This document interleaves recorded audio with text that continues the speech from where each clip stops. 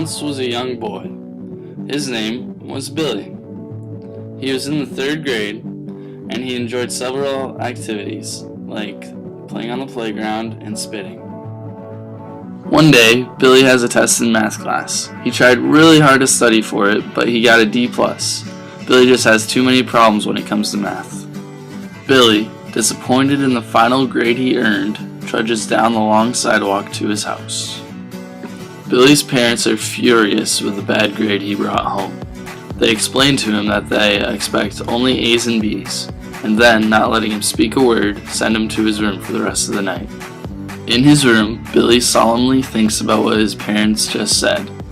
They only accept A's and B's, and if he does not get them, they will yell at him and punish him.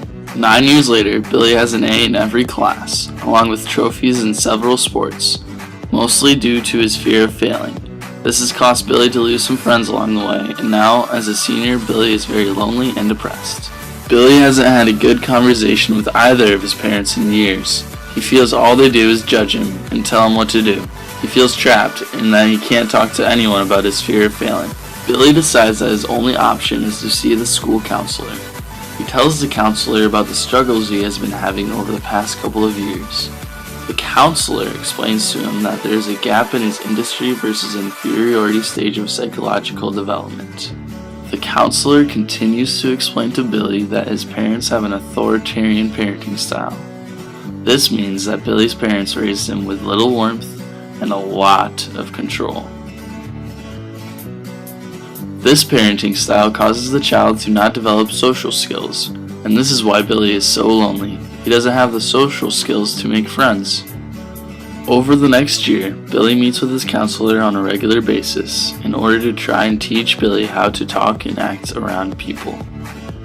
These meetings cause Billy to have a successful social life in college. He makes 2 very close, lifelong friendships, and he ends up finding the woman of his dreams.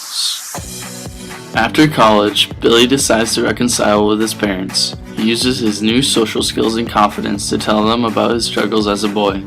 His parents are overjoyed to have their son back. A few years later, Billy and his wife conceive a baby boy.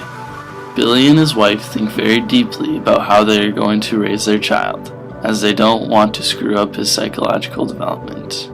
Years later, we find Billy's son in the 3rd grade. Just like his pop, he simply cannot do math, and in turn comes home with a bad grade.